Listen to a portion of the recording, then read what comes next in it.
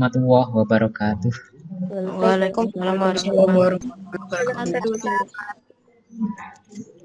Ahlan wa sahlan, selamat datang di pembelajaran pendidikan agama Islam dengan Pak Mukhaironi.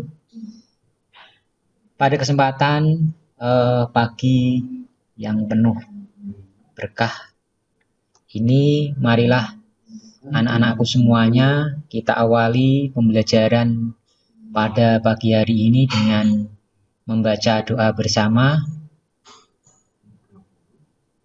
Bismillahirrahmanirrahim. Raditu billahi robba wa bil islami dina wa bi muhammadin nabiyya wa rasula. Rabbi zidni ilma warzuqni fahma. Amin amin ya rabbal alamin. Anak-anakku semuanya, sebelum Pak Khoir sampaikan materi, anak-anak akan saya periksa dulu kehadiran anak semuanya di pagi hari ini. Ananda Zainidin ada? Hadir? Halo, Ananda Zainidin ada? Hadir. Ananda Romandika hadir? Hadir Romandika? Hadir, Pak. Oke, selanjutnya anak-anak sudah siap untuk mengikuti pembelajaran di pagi hari ini? Siapa? Siapa? Semuanya sehat? Siapa? Semuanya sehat? Alhamdulillahirrahmanirrahim. Anak-anak semuanya tetap bersyukur pada Allah Subhanahu wa Ta'ala ya. Oke, untuk kegiatan hari ini materi yang akan kita bahas yaitu materi tentang sholat sunnah berjamaah dan munfarid. Kemudian sebelumnya anak-anak semuanya telah mempelajari tentang kegiatan pelaksanaan sholat, yaitu sholat sunnah, sholat wajib yang 5 waktu satu hari 1 malam. Nah, kemudian di kesempatan kali ini nanti anak-anak akan membahas tentang sholat sunnah. Nah, mengapa sholat sunnah itu kira-kira harus kita ada? Mendapat pahala. Dia mendapat pahala. Ada yang lain? Menambah ketakwaan. Menambah ketakwaan. Kemudian ada yang lain lagi? Menjalankan perintah Allah. Menjalankan perintah Allah Subhanahu wa Ta'ala. Nah, kemudian pagi hari ini Pak Khoir akan share materi, nantinya akan kita bahas bersama-sama apa yang akan kita bahas di pagi hari ini. Oke, kali ini kita akan membahas tentang lebih dekat kepada Allah Subhanahu wa Ta'ala dengan mengamalkan sholat sunnah yang merupakan materi kelas 8 semester 1. Kompetensi dasar yang akan kita kaji pada kesempatan kali ini, yang pertama kompetensi sikap spiritual. Setelah mengikuti pembelajaran ini, anak-anak paling tidak memiliki sikap spiritual apa? Yang pertama, 1.9, melaksanakan sholat sunnah berjamaah dan munfarid sebagai perintah agama. Kemudian yang kedua, kompetensi sikap sosial. 2.9, menunjukkan perilaku peduli dan gotong royong sebagai implementasi pemahaman sholat sunnah berjamaah dan munfarid. Kemudian yang ketiga yaitu kompetensi pengetahuan. 3.9, memahami tata cara sholat sunnah berjamaah dan munfarid. Kemudian yang keempat, kompetensi yang terakhir yaitu kompetensi keterampilan. 4.9, yaitu mempraktekkan sholat sunnah berjamaah dan munfarid. Perhatikan peta konsep yang akan kita bahas pada kesempatan kali ini anak-anak semuanya. Sholat sunnah. Dari segi pelaksanaan sholat sunnah tergolongkan menjadi 3. Yang pertama sholat sunnah berjamaah. Kemudian yang kedua sholat sunnah munfarid. Kemudian yang ketiga yaitu sholat sunnah berjamaah dan munfarid. Dari ketiga-tiganya, yang selanjutnya adalah kita akan mengkaji macam dan ketentuannya. Apa saja yang termasuk sholat sunnah dan ketentuannya seperti apa. baik sholat sunnah berjamaah, sholat sunnah munfarid, maupun sholat sunnah berjamaah atau munfarid. Setelah kita mengetahui macam dan ketentuannya, kita akan membahas tata cara pelaksanaannya atau prakteknya. Setelah kita mengetahui tata cara dan prakteknya, maka kita dianjurkan untuk melaksanakan dan membiasakan dalam kehidupan kita sehari-hari. Setelah kita melaksanakan dalam kehidupan sehari-hari, paling tidak akan terisi sikap mulia pada diri kita yang diantaranya satu, terbiasa hidup disiplin. Disiplin waktu, disiplin segala-galanya. Kemudian yang kedua, menghargai orang lain. Kemudian yang ketiga adalah mengutamakan kebersamaan. Dan yang keempat, lebih bertanggung jawab dan berpendirian kuat. Kemudian yang terakhir, memiliki tekad dan semangat yang kuat. Kemudian mari kita renungkan. Anak-anak semuanya, kita tahu bahwa Allah Subhanahu wa taala memerintahkan kepada manusia tak lain tak bukan hanya untuk menyembah kepadanya. Ya atau tidak? Ya, Pak. Ya atau tidak? Ya, kita disuruh untuk melaksanakan kewajiban yaitu sholat 5 waktu. Apakah anak-anak semuanya yakin kalau sholat yang anak-anak kerjakan 5 waktu itu mulai dari apa? Subuh, kemudian duhur, kemudian asyar, kemudian maghrib, kemudian isya. Nah, apakah anak-anak semuanya sudah yakin kalau 5 sholat yang anak-anak kerjakan itu sudah sempurna di hadapan Allah Subhanahu wa taala? Kira-kira sudah sempurna kan? Belum. Nah, tentunya. Nah, kemudian Rasulullah Shallallahu Alaihi Wasallam mengingatkan kepada kita semuanya, yaitu tentang Sholat apa? sunnah. Tentang sholat sunnah. Besok kelak di hari akhir, pertama kali yang akan disiap-hisap oleh Allah, pertama kali yang akan dihitung oleh Allah amal kita adalah sholat.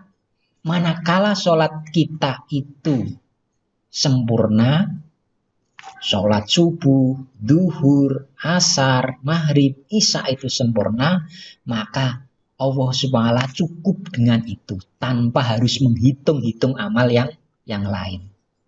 Tetapi sebaliknya, ketika sholat 5 waktu, sholat wajib kita 5 waktu itu belum sempurna, maka Allah Subhanahu wa taala memerintahkan kepada malaikat untuk menghitung kembali, yaitu dengan penyempurnaan sholat sunnah. Pernah melaksanakan sholat sunnah atau tidak? Nah, maka dari itu fungsi sholat sunnah di hadapan Allah Subhanahu wa taala adalah pelengkap sholat wajib. Maka dari itu anak-anak semuanya, dengan kita merenungkan pagi hari ini, anak-anak semuanya ingat bahwa sholat yang kita laksanakan itu sebagai penyempurna sholat wajib. Kemudian sekarang kita masuk pada pengertian. Apa sih sholat sunnah itu? Sholat sunnah, halo? Sholat sunnah itu apa? Yang boleh dikerjakan. Sholat yang dianjurkan untuk melaksanakannya. Jadi sholat sunnah itu sholat sunnah atau sholat yang dianjurkan untuk melaksanakannya. Kemudian lanjut macam-macam pelaksanaan sholat sunnah. Dari segi pelaksanaannya tadi, sholat sunnah itu terbagi menjadi 3, yaitu sholat sunnah yang dilaksanakan dengan berjamaah, sholat sunnah yang dilaksanakan dengan cara munfarid, dan kemudian yang terakhir sholat sunnah yang dilaksanakan dengan cara berjamaah dan munfarid. Yang pertama, sholat sunnah yang dilaksanakan dengan cara berjamaah. Ada apa saja? Idul Fitri, Idul Adha, Adha. Pada hari Selasa kemarin siapa yang melaksanakan sholat Idul Adha? Saya, Pak. Ya, itulah sholat sunnah tapi dilaksanakan dengan cara berjamaah. Kalau sendiri boleh enggak sholat Idul Fitri sendiri, sholat Idul Adha sendiri? Tidak tentunya, karena sholat itu termasuk sholat sunnah yang dilaksanakan dengan cara berjamaah. Kemudian yang keempat adalah sholat kusuf, yaitu gerhana matahari. Kemudian yang kelima sholat khusuf, yaitu sholat gerhana rembulan. Kemudian sholat sunnah yang dilaksanakan secara sendiri, ada sholat sunnah rawatib. Apa itu sholat sunnah rawatib? Sholat sunnah yang mengikuti sholat wajib baik sesudah maupun sebelum. Kemudian yang ketiga adalah sholat istikharah. Yang ketiga yaitu sholat tahiyatul masjid. Saat anak-anak semuanya masuk masjid, maka disunahkan untuk melaksanakan sholat yang namanya sholat tahiyatul masjid. Kemudian sholat sunnah yang dilaksanakan dengan cara berjamaah dan munfarid. Boleh sendiri, boleh berjamaah. Yaitu satu seperti tarawih, kemudian witir, kemudian sholat duha, kemudian sholat tahajud. Kemudian yang terakhir yaitu sholat sholat idin. Apa itu sholat idin tadi? Sholat idin artinya sholat hari raya, yaitu hari raya Idul Fitri dan hari raya Idul Adha. Sholat idin itu sholat sunnah 2 rakaat. Jadi 2 rakaat sholatnya dikerjakan pada hari raya Idul Fitri pada 1 Syawal. Itu sholat Idul Fitri. Sedang sholat Idul Adha itu sholat sunnah 2 rakaat yang dikerjakan pada hari raya Idul Adha tanggal 10 Dzulhijjah. Tepatnya kemarin kita bersama-sama telah melaksanakan kegiatan itu, yaitu pada hari Selasa yang lalu. Kemudian hukumnya bagaimana hukumnya? Hukum sholat sunnah idin atau sholat Idul Adha itu adalah sunnah muakkad. Apa itu sunnah muakkad? Yaitu sunnah yang sangat dianjurkan.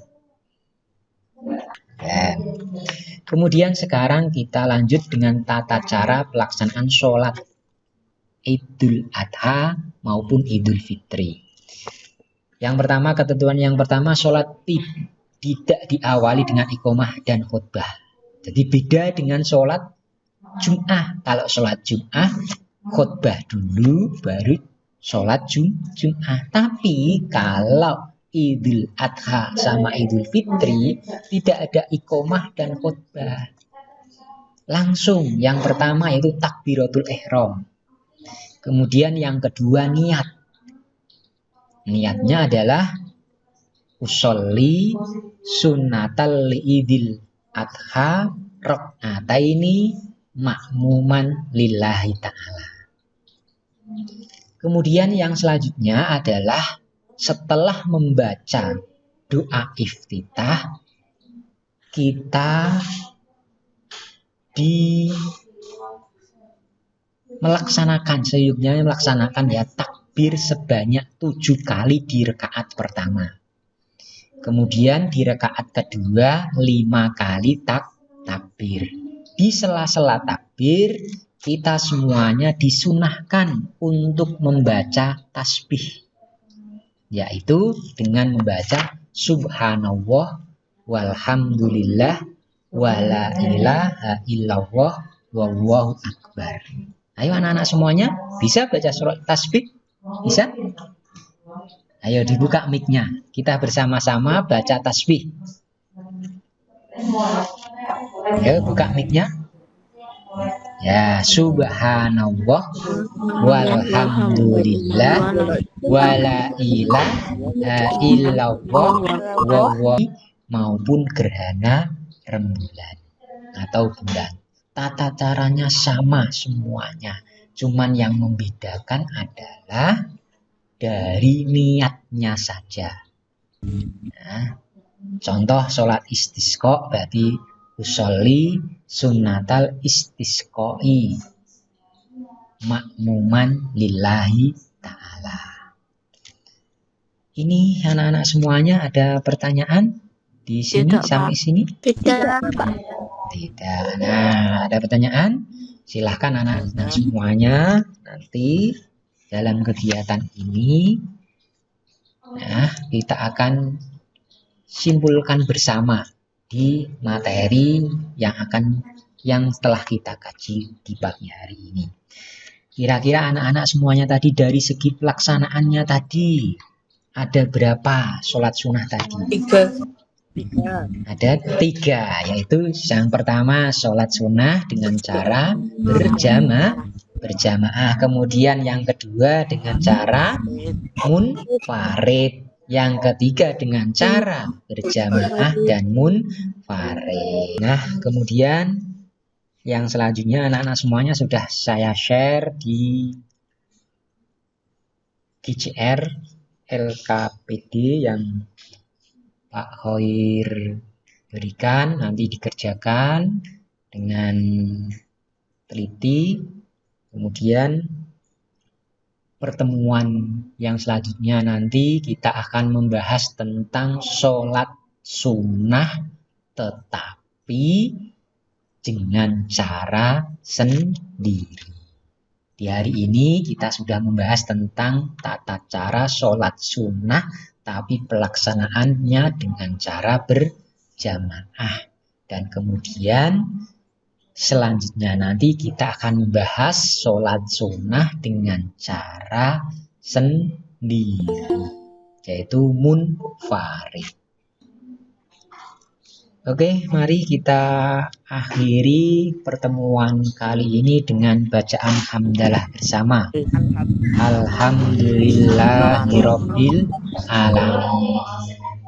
Mari kita tutup dengan doa majelis. Subhanaka Allahumma wa bihamdika asyhadu alla ilaha illa anta astaghfiruka wa atubu ilaik. Cukup sekian, sudah hilaf mohon maaf, billahi taufik wal hidayah. Assalamualaikum warahmatullahi wabarakatuh. Waalaikumsalam warahmatullahi wabarakatuh.